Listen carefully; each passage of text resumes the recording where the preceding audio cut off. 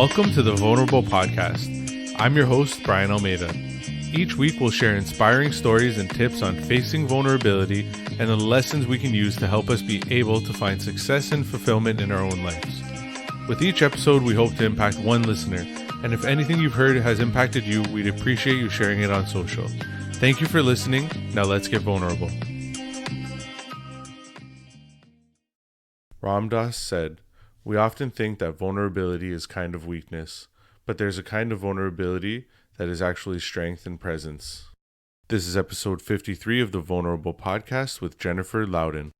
In the 5th grade, during her performance in a talent show, a spotlight was shone on her and it went right through her white shirt.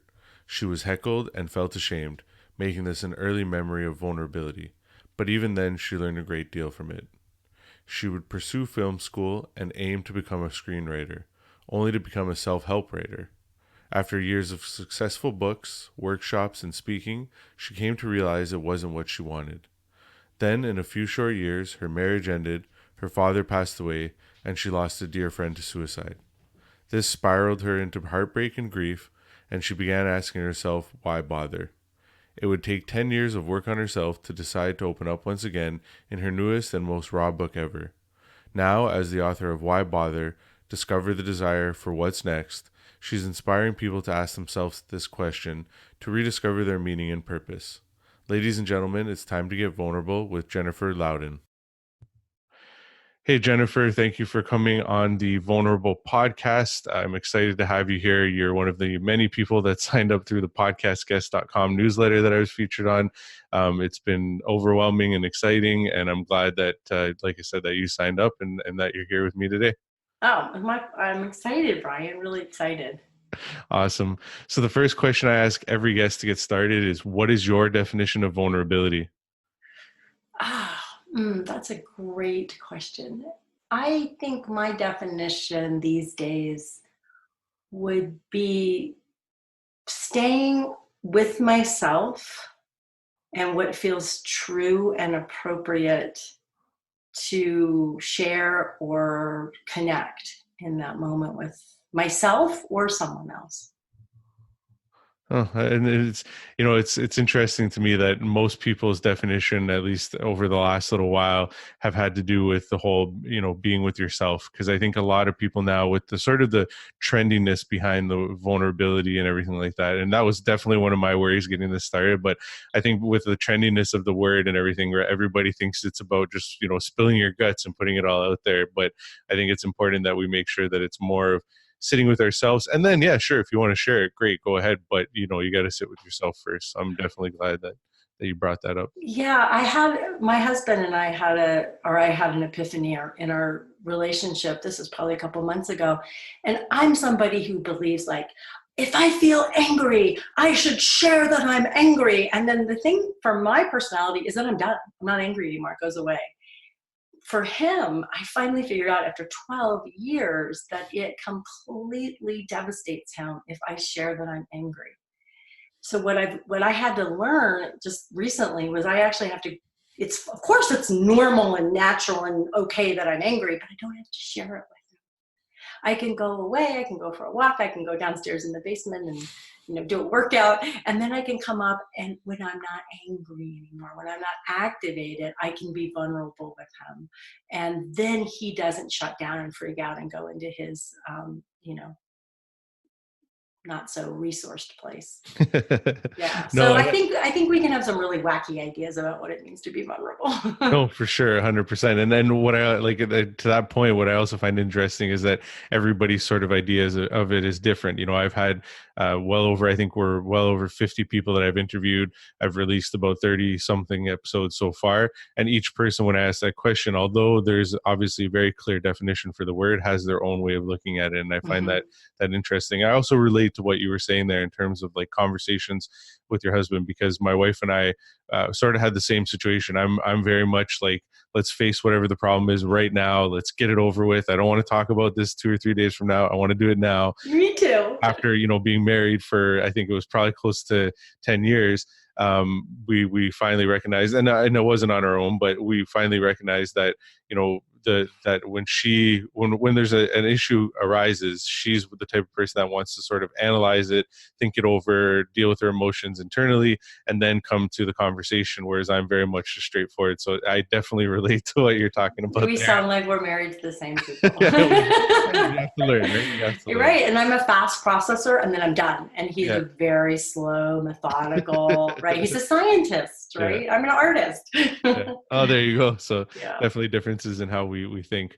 Yeah. So if you can look back on your life and go back as far as you want, I've had people go back to where they were like 5 years old, and some people start off in around high school. Totally depends on what you're comfortable sharing. But what would you say would be your earliest memory of facing some sort of vulnerability or struggle in your own life? You know, the memory that comes to me is a super vulnerable one. I think I tried to write about it in the book, my new book, but I don't think it made it in. I've always been drawn to being creative and theater and film and then writing. And I did a fifth grade talent show, and I did the character, Lily Tomlin's character, which many of you are probably too young to remember, but it was, I think it was fifth grade, sixth grade. So I had, you could see my breasts, budding little breasts through the white shirt. And I got heckled horribly from the audience. I went to a fairly tough elementary school and I finished my performance and I got off that stage and it stayed in me. Well, here I am 57 years old and it's still there. I can still feel the heat of that and the embarrassment of that. And there's two sides to that story for me. One is I continued. I didn't run off the stage crying. I didn't let it stop me from continuing to be a creative person. So that's the plus side. Like, I'm tough. And then the other side is I remember it, right? And I was ashamed. And I felt that I really put myself out there, as a performer, which had been my first desire to be creative as a performer. And I was, it was horribly embarrassing. I mean, it would be embarrassing for an adult, but definitely a pre-adolescent. So that's a memory that comes to me as that's sort of associated with my creativity and my work. Yeah. So yeah, I can definitely understand the embarrassment that might have brought on, and heckling obviously as a child is a little bit harder to understand and manage. I mean, as adults, I think we maybe come to the point of like who cares sort of thing. Right. Haters are going to hate, right? Exactly. But as a Yeah. child, I can understand how that might have been embarrassing. But kudos to you for having the confidence at that age to sort of continue and push forward, even though a lot of kids, even myself, might have just sort of turned around and ran off and cried Right. in a corner. So it's I'm definitely sure I did cry. I don't remember that. I maybe remember, afterwards. I can feel the heat in my body still. Yeah, and I think the reason that's an early story of vulnerability for me is that vulnerability and creativity are so interconnected, right? And people have been asking me how I could be so vulnerable in the new book because there's really intensely personal stories in it. And I think it has something to do with just learning starting from that young age that you're not going to die. And what's most important though is that you're showing up. You're showing up for your creative process. You're showing up for your ideas. You're showing up, and that's what I want to be a stand for in my life, is showing up and trying and not hiding and not giving up because someone's going to tell me that I have high beams through my white shirt. It always really amazes me when I have guests who come on and they have these memories from a young age. Like you said, you're in grade 5, and yet even at that age, some of us were able to, like yourself, were able to sort of recognize, like you're saying, that the show still goes on, and that things are going to happen, but this is my moment, and this is what I want to do, so I'm going to continue doing it, right?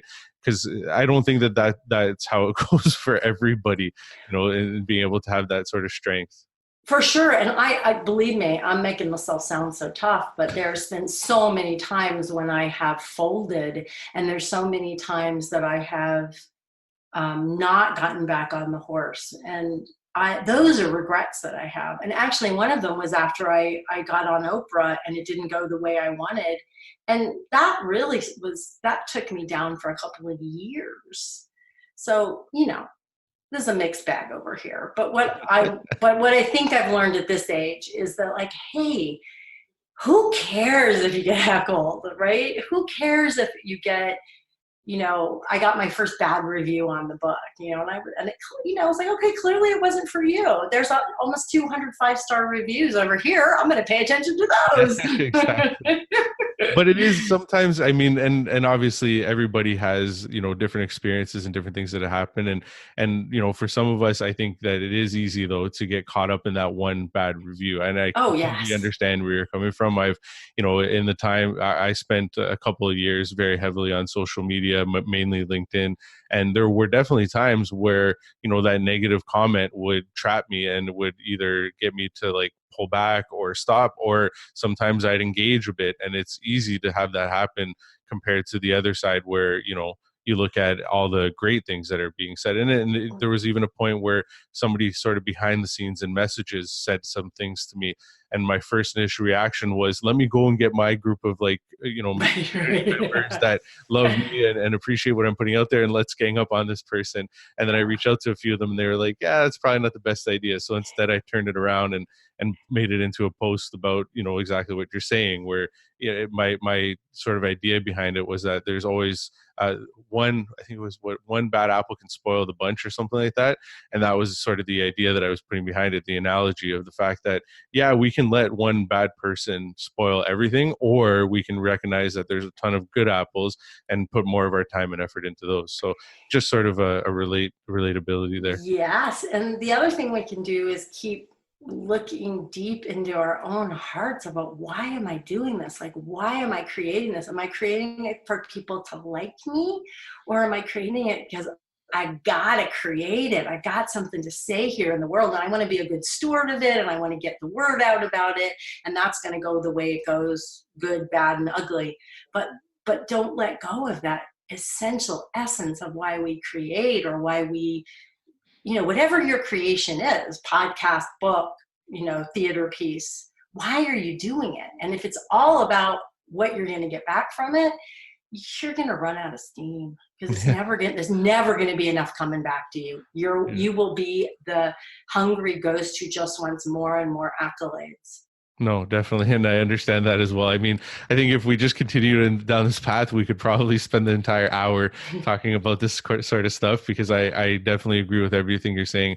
I've experienced it over the past few years. And, coming down to like this podcast, that was one thing I had to sort of recognize right away is, if I'm aiming towards getting 1 million downloads and becoming, the vulnerable guy, this isn't going to work out. And so I made my goal very early on to impact one listener per episode. Simple, small, nothing huge. And that was that's what's kept me going, is because my goal right now is, that's it. I'm not trying to make money from this. I'm trying to share people's stories, help other people out through those stories. And like I said, impact one listener per episode. So I completely agree with everything you said.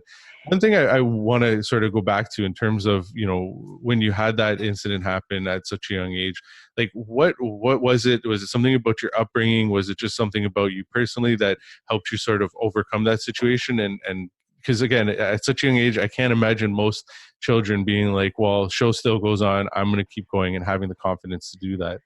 Yeah, I think a lot of it is the way I'm built. I had very loving parents, and I had an older father. He was 43 when I was born, so he had been raised during the Depression, and he had fought in the Pacific in World War II, and he was very much a self-made businessman without a lot of education. So I think that I got that message from day one. You make what you want. You go for it. I remember I went to film school, fast forward many, many years after the talent show episode, and also had some really, really difficult times in film school. And I had about a 3-day period. I was probably having a little bit of a nervous breakdown, and I couldn't stop crying. And I remember calling my dad, and he wrote me a letter. And this is not something he did very much. He didn't like the way he spelled. He didn't feel, again, he did graduate high school, but he just didn't think of himself as an intelligent in those ways. But he wrote me a note, and he said, when the going gets tough, the tough get going. Now, we would like to build some self-compassion into that. But, again, my dad was born in 1919. And so I think that message was very much in me. And at times it really pulled me through. It's probably the main reason I'm successful, but at times it really ground me down into a nub too, because I would push and I would shove and I would make myself work harder than I needed to. And so it's a double-edged sword for sure. Yeah, it's interesting to me, in an episode that I did a few days ago, and then even a few weeks ago, the one of the subjects that came up was sort of the whole duality of things. So, the fact that the good and the bad of everything. Like the Mm-hmm. one guest talked about how she had a father who struggled with alcoholism and a mother who was very religious and very structured, and she had that in the house constantly. And like in your example, like you're saying, is the fact that it's although you the message that your dad sent you was one that could help you sort of get through the harder times, it also made sometimes things harder. So it's It did. interesting It did. to recognize that That things. kind of put your head down, right, and just go no matter what. And at some point, you're like, "Well, wait, I'm a human, and I need to, rest and sleep and have fun." And yeah, Especially in today's like I find in today's day and age, it's all about like hustle harder and like yeah, push I can't harder. do it anymore. I really can't. It's just like that. I have reached some place in my heart and body where I cannot do that anymore, and it's scary because I've been self-employed for 30 years. This is how I make my living, and there's just a part of me that's like, can't do it anymore. So hopefully I'll be inventing a new way. Well, but I don't even know that it's ever really the right thing to do in many ways, because I think that if we're just hustling and we don't really know why, or if we don't have Yeah, oh, that's so value true. behind it, that it can turn out to hurting us more than helping us, Definitely. if that makes sense. So, Definitely. I definitely like, like I said, I read through the short bio that you provided when you signed up to be on the podcast. But if you don't mind, just sort of getting into that, getting into more of your journey, more of things. I mean, you quickly mentioned and slid in there about sitting on Oprah's couch, which obviously is interesting and something that I can't say I've heard from any other guests that I've had on so far, and maybe not even in the future. So, yeah, just if you want to get into sort of more of your story and let us know sort of more what's happened over since that talent show. So after the talent show, Yeah. so I always was a creative person. Eventually I ended up at USC Film School, barely got through that experience. And out of that, I wanted to be a successful screenwriter. And I pursued that for a while, not very successfully, and almost had another sort of mini breakdown. And out of that came the title for what became my first best-selling book. And there's a story about it in my new book, Why Bother?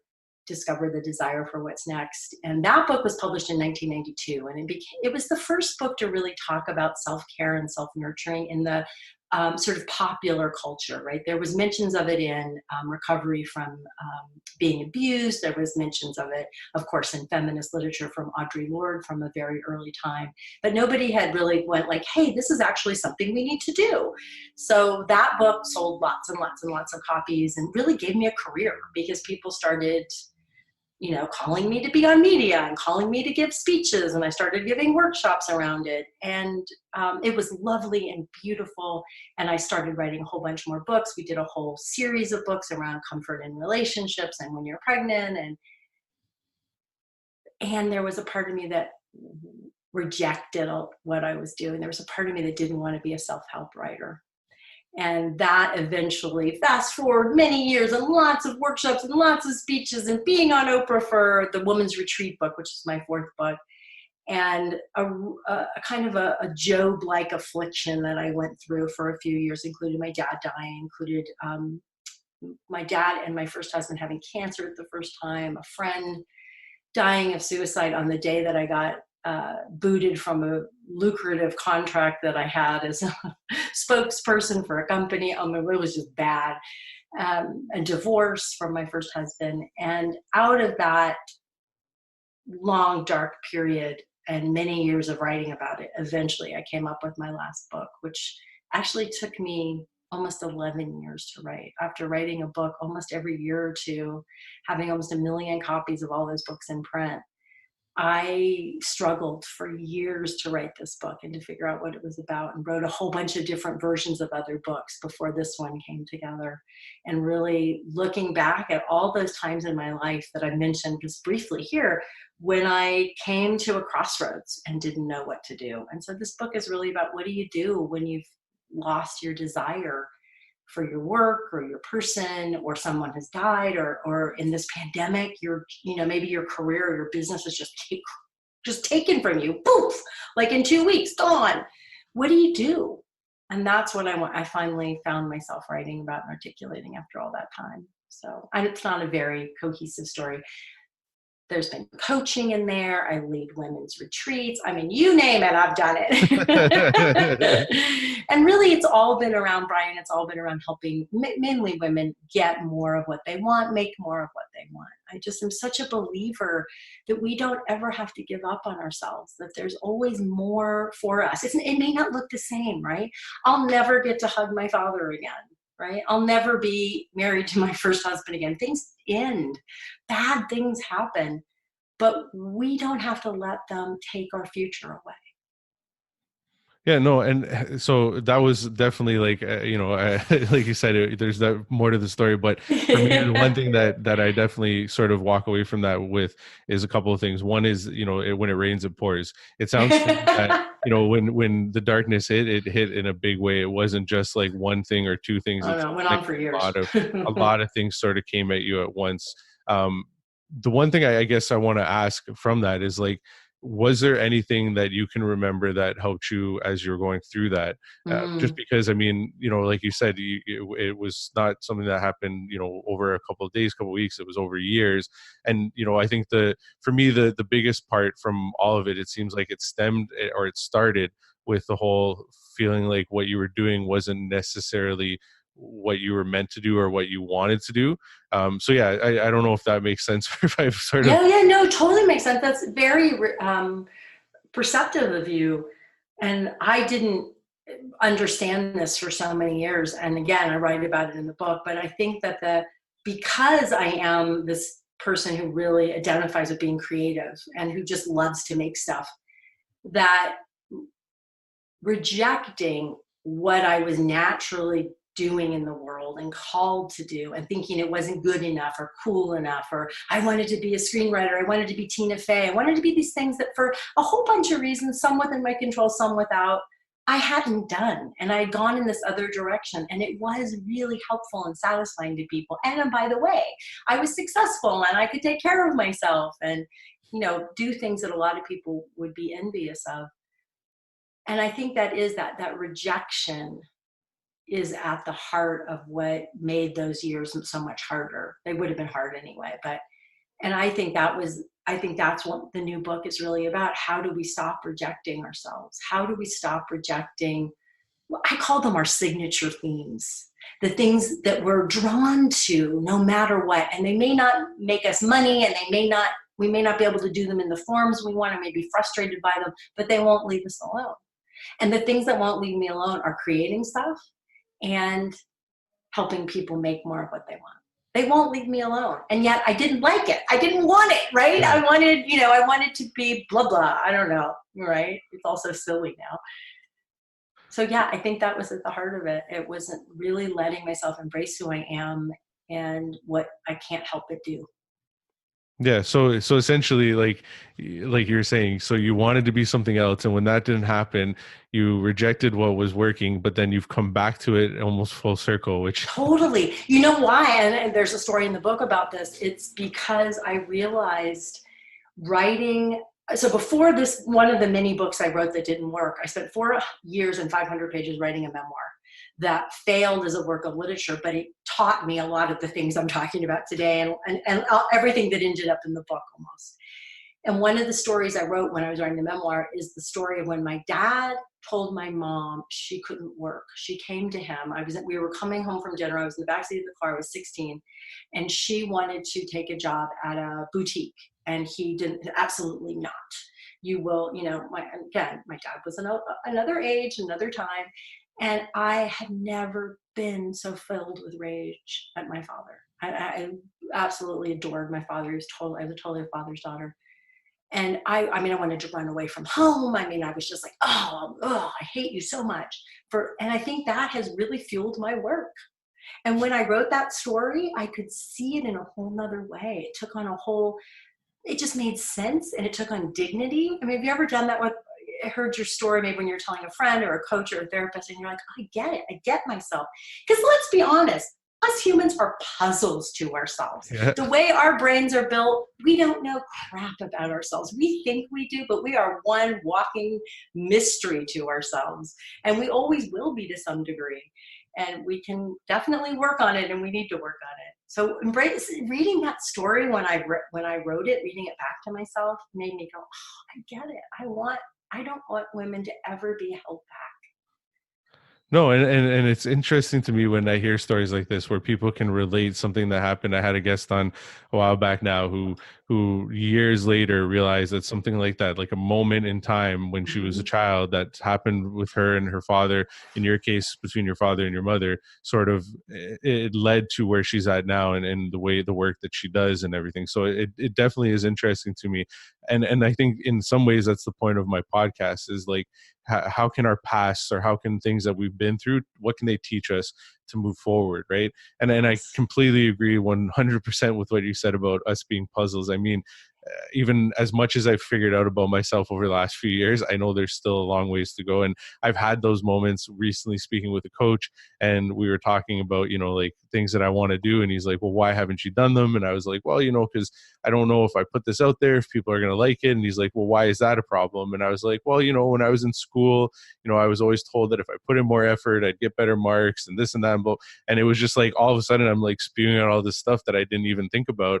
And then I was like, Wow. wow, so a lot of what is stopping me from moving forward now may have to do with many things that happened to me in my past. And the fact that, like I said, I wasn't a bad student, but I was just, if I didn't have an interest in something, then I wouldn't put everything into it. But I was Mm-hmm. constantly told that, I was smart enough, but I didn't put in enough effort. And so that whole thing has led to now where I'm like worried about, have I done enough to put this out there? Have I, is it good enough? Whatever. And at the end of the day, like you're saying, none of that stuff really matters, but you have to face it and deal with it in order to move forward from it. So I definitely agree and understand where you're coming from there.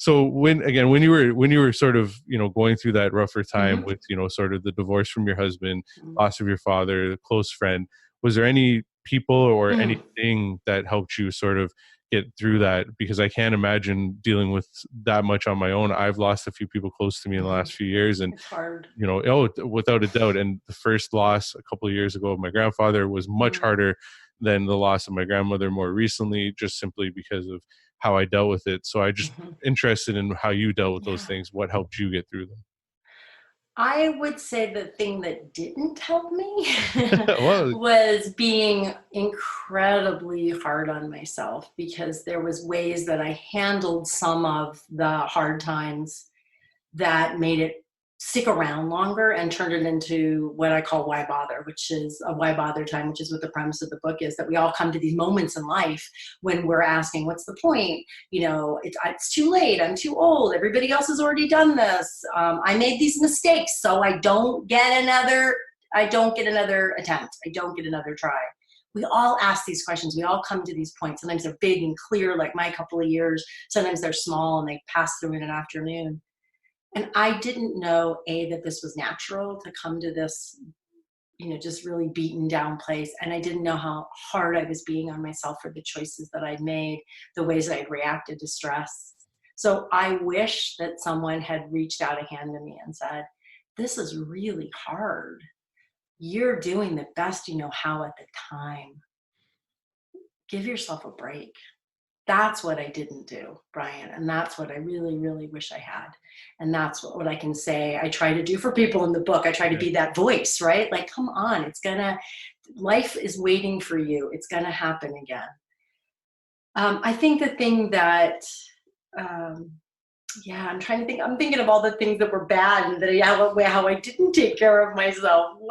What actually helped during that time? Oh, hmm. I mean, meeting my now husband sometime after, but still, things were still hard. That was wonderful. And letting him love me and see me, that was wonderful. Yeah.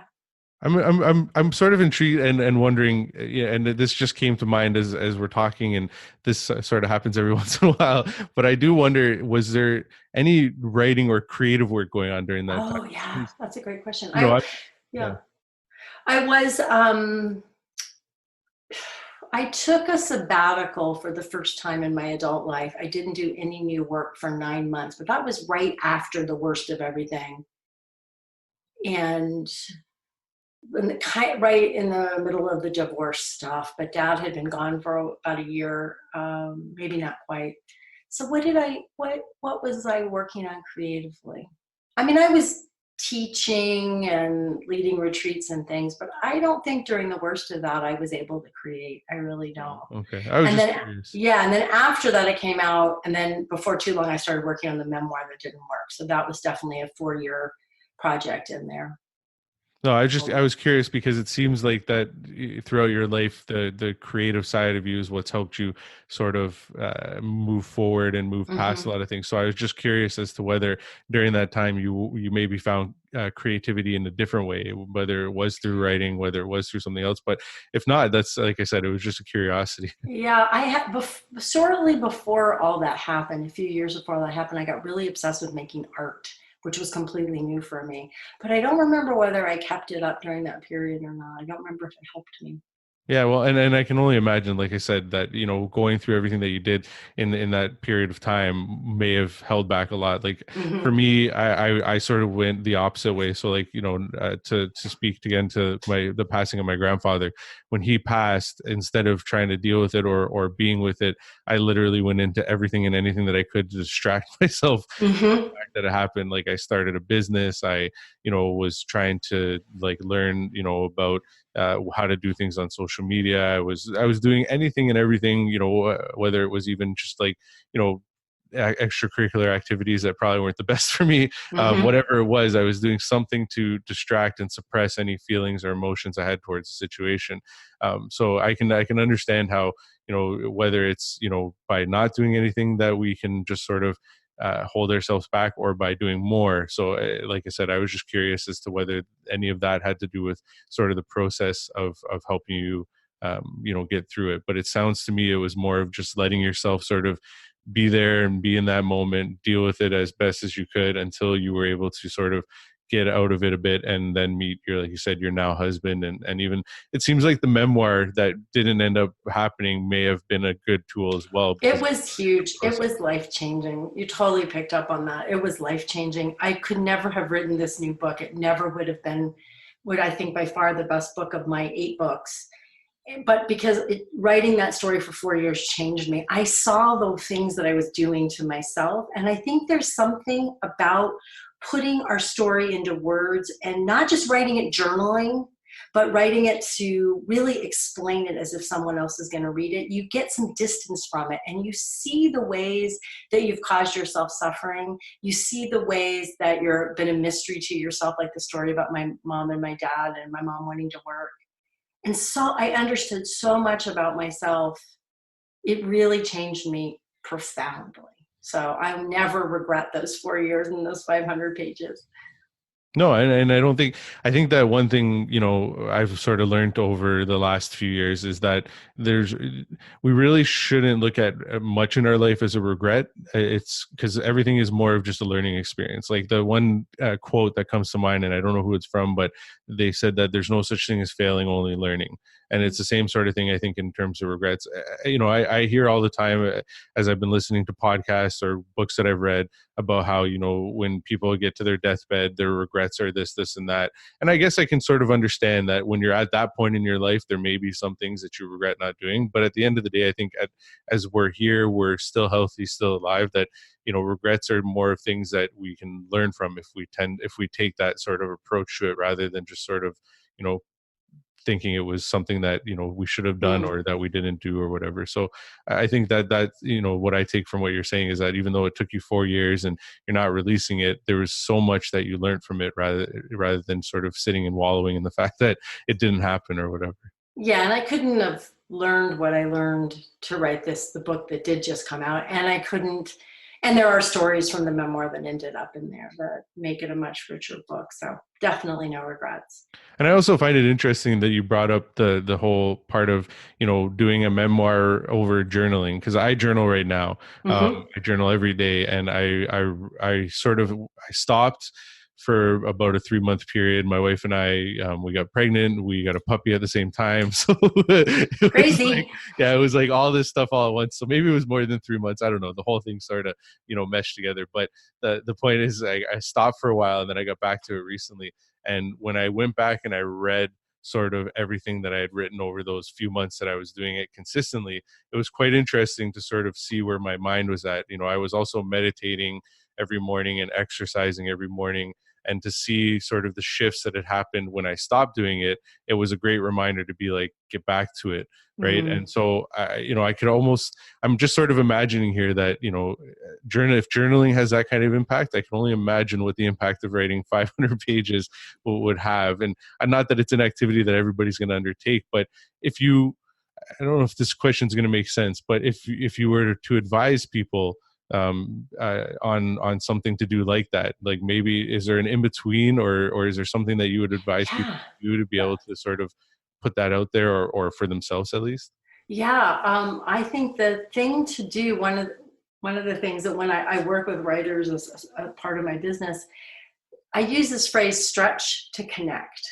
So what I would imagine could be useful is to make a list of moments in your life that feel challenging or mysterious, or you're not sure why you keep thinking about them, or that have heat for you, and pick one and then imagine that you're not just telling it to yourself in a journal, which is fantastic. Journaling is fantastic, but that you actually have to stretch to connect so that someone else could read that and understand what people look like, what things sounded like, what it felt like in your body, so that you're having to fill in the picture in ways that you may not have thought about for a long time. And in that process, I think there can be a lot of self-discovery, but you also have to imagine yourself, for this to work, as a character.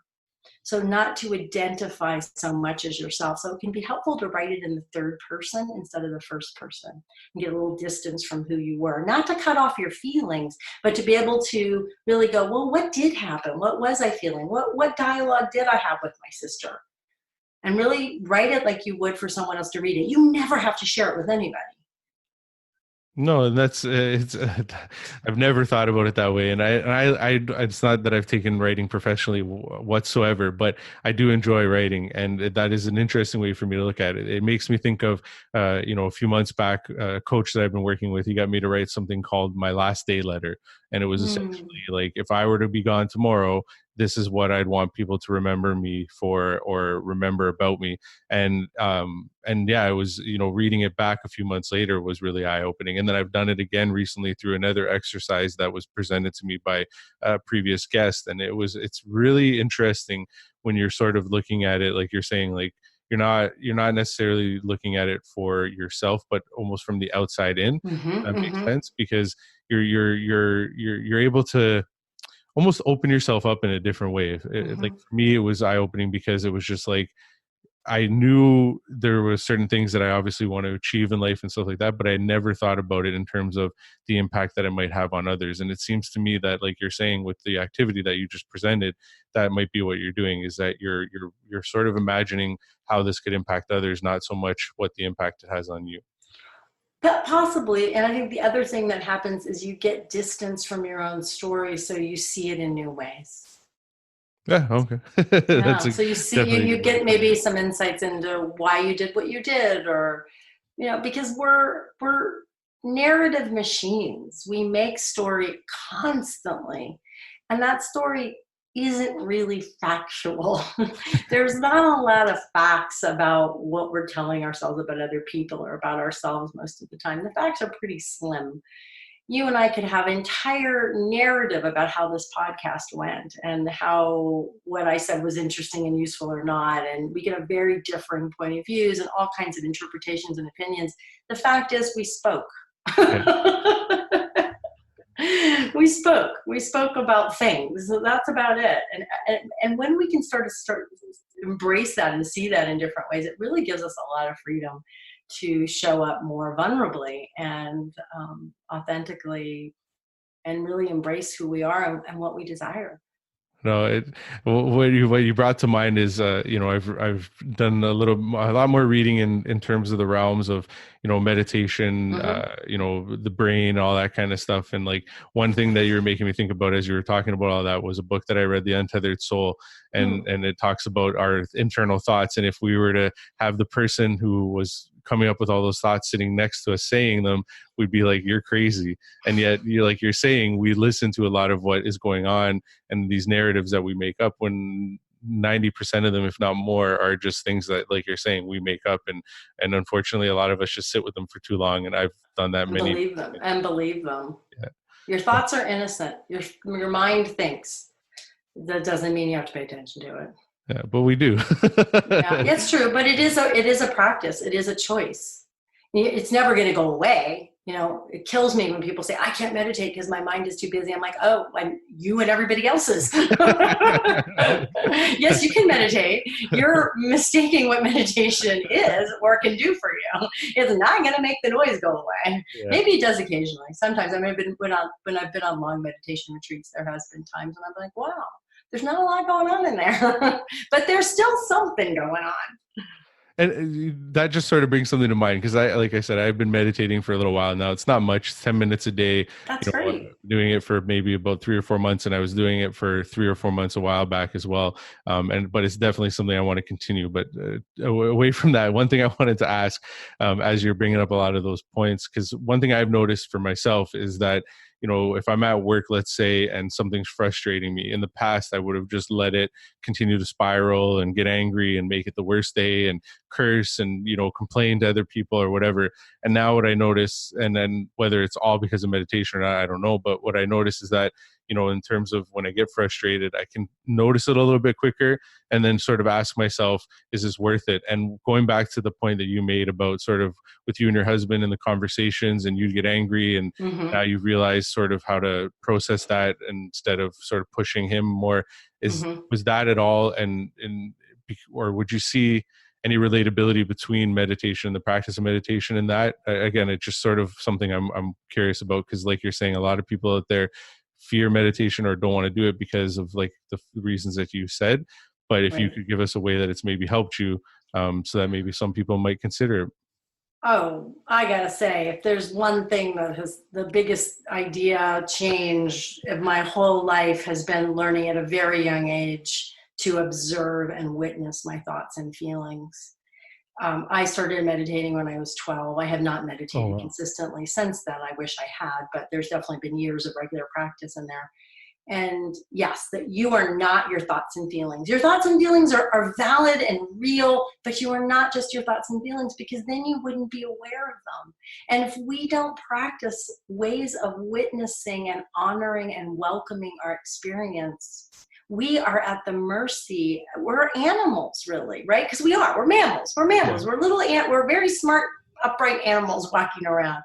And to me, like, if there's something that we could find a way to teach everybody, a form of meditation that works for them, because there's so many different kinds, a form of meditation, of let's even drop the word, a way to work with your mind and your emotions that helps you, I think it would be the most beneficial thing. And let me tell you my fantasy. So my fantasy is that all over the world, there are these beautiful buildings. And when you're having problems, maybe you're having an emotional problem, or you're having a mental health problem, or whatever, and an internal problem, you go to this beautiful building and there's all these beautiful people there, and you describe the problem to them, and they say, go to room 312. And in 312 is a practitioner of some kind who tries to help you. And maybe it works and maybe it doesn't. So if it doesn't, you come back to the beautiful people in the lobby, and you're like, nah, it didn't work for me. And they're like, oh, okay, go to room 105. And it's all free, by the way, in my fantasy. And they're the very best practitioners in the world. And then until you find the things that work for you, or the combination of things that help you be calmer and more self-accepting and aware that we're all fighting our internal battles. We're all fighting our demons, but they're not real. Yeah, no, it's funny to me because not what you're saying is funny, but what's funny is things that come up. So I have a friend of mine who I think I should introduce you to because she has a similar idea. She owns a company called the Passion Center, and her goal is to sort of help people realize that you can to basically reconnect with what their passions are, what their meaning in their life is, and then how to either use it in their workplace, how to create a career from it, whatever it might be. But her idea overall is to create these centers, like you're saying, where it's just different spaces for different things and different people to go into to discover. So it's interesting to me that I know two people that think it that way, because it's a very, like you're saying, it's a fantasy and it's an out there Yeah. thing, but it almost makes sense because uh, instead of having a therapist over here and this person over there and then having to go all these different places, it would be great to just have somewhere where you can go and sort of discover that. So yeah, and then the other thing that,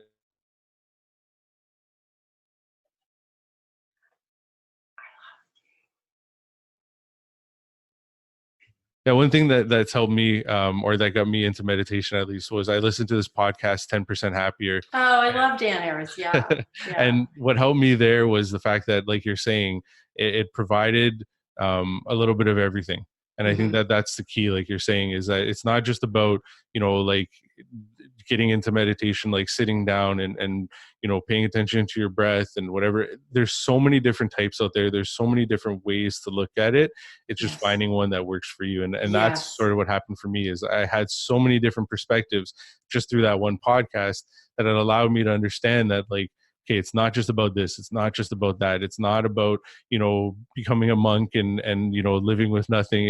It's just you have to sort of find your own way and to go about it, and eventually that may lead into becoming a full-time practitioner, that may lead into some other crazy thing or whatever. But it's a matter of just finding your own way first, rather than being so caught Absolutely. up in the sort of things that you hear. The form or the stories about it, or that it's, yeah, and then it's about giving yourself the ability to increase the time between stimulus and response.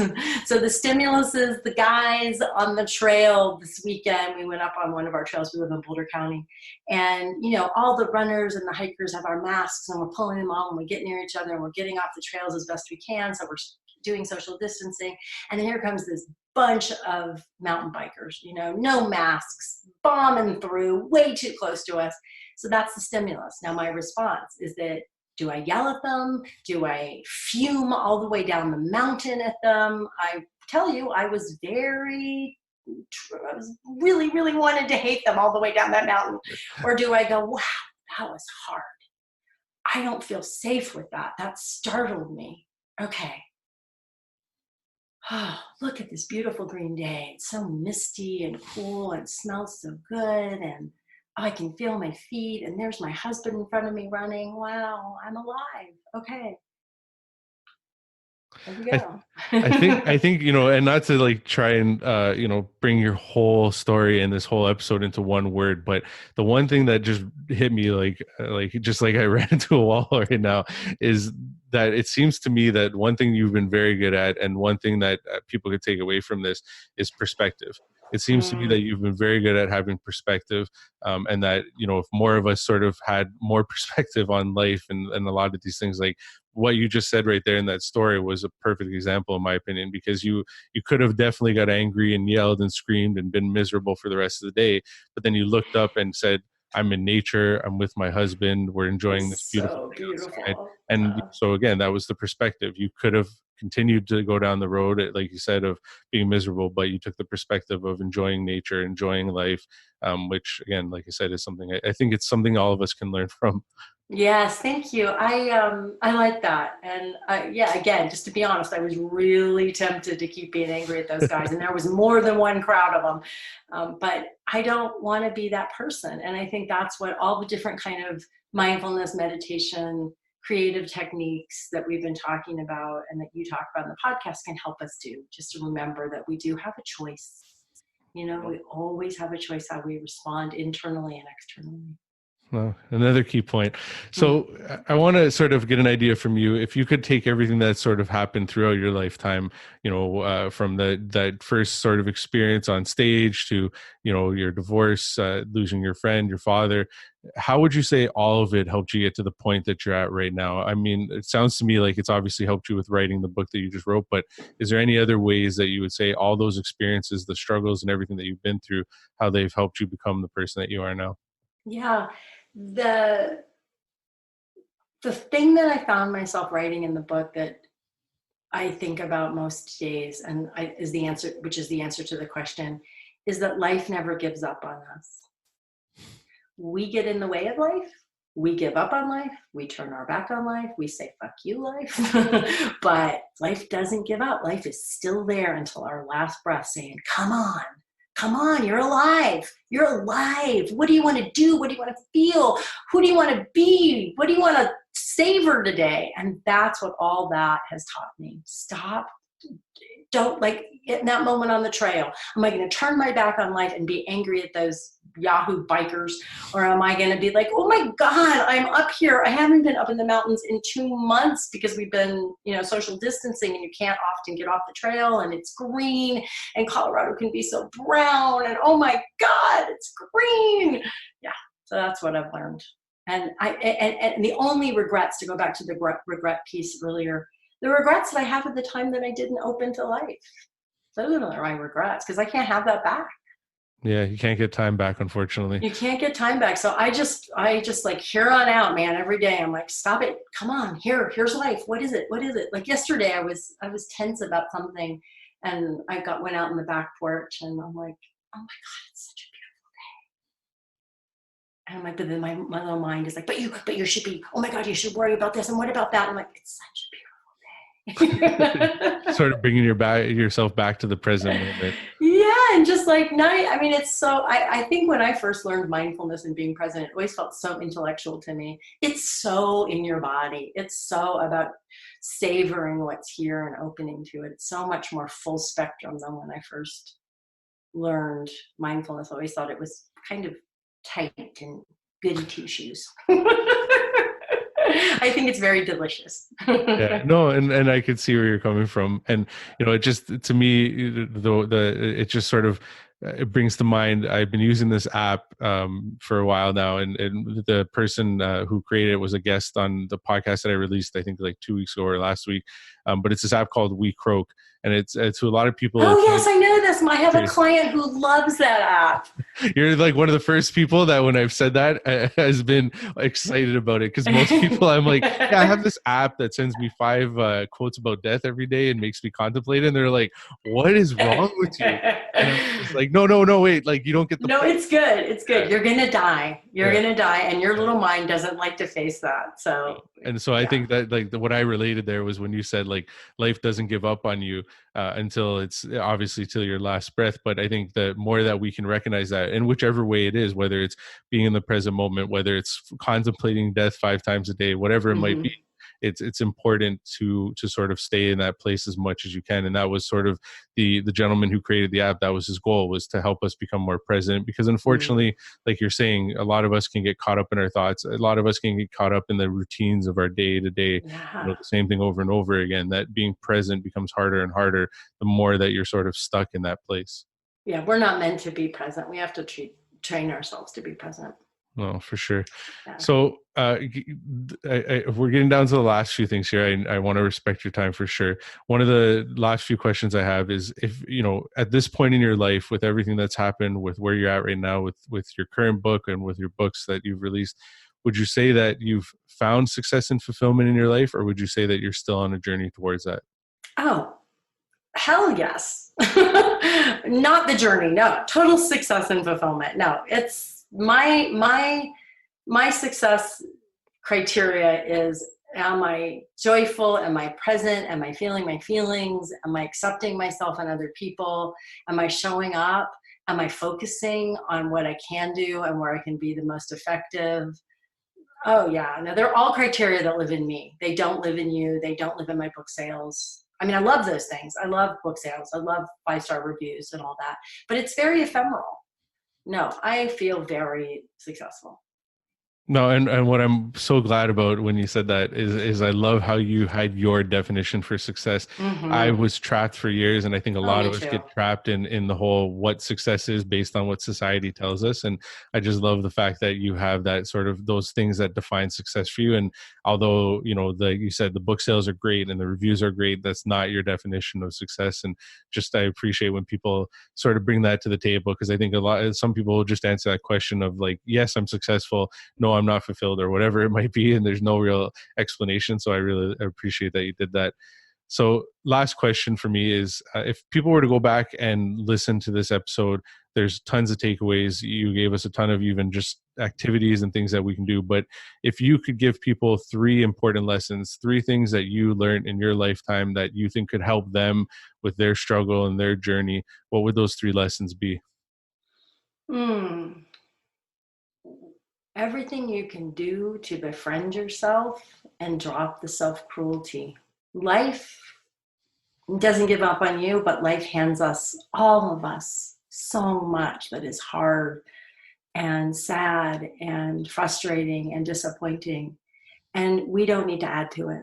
We don't need to add to it. You are always doing the best you know how at the time. That's one of my favorite stories in the book, when my meditation teacher taught me that.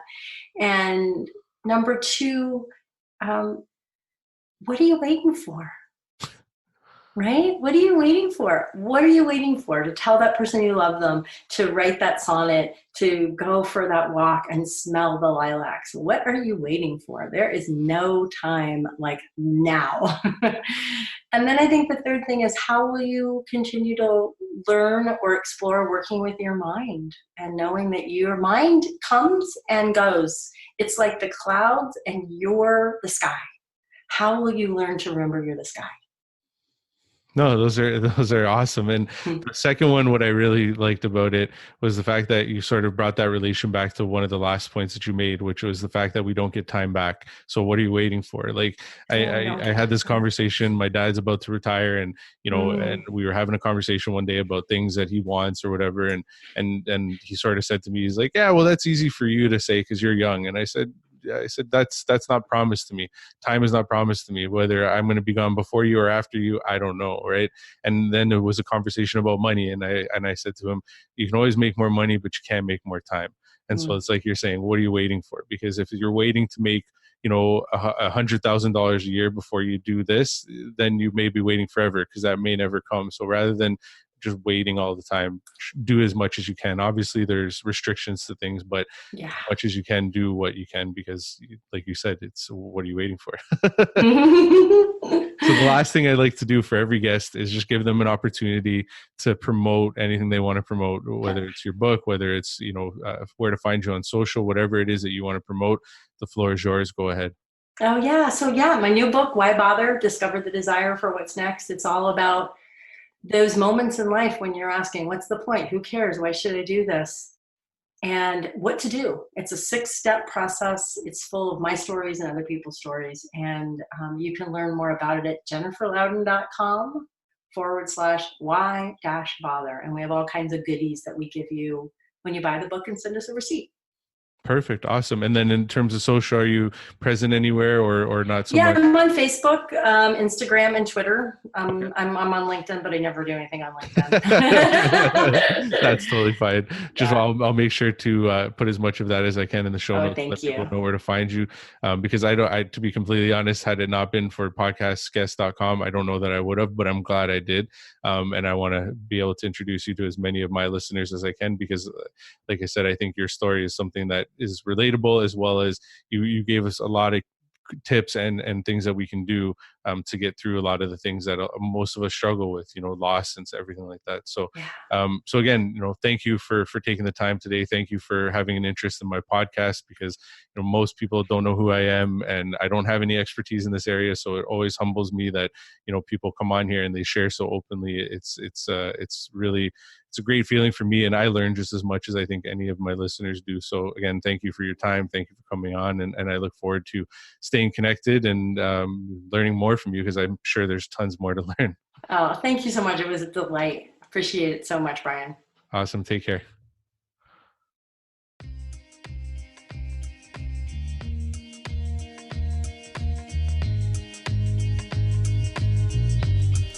Thank you for listening. If you enjoyed the podcast, please subscribe and follow the podcast on Instagram at vulnerable.podcast or on Facebook and LinkedIn. You can also follow me, Brian Almeida, by searching my name on all platforms. If the podcast has impacted you in any way, I would also greatly appreciate a review. Lastly, if you know anyone with a great story of going from struggle to success, I would love to have them on. Thank you and see you next week.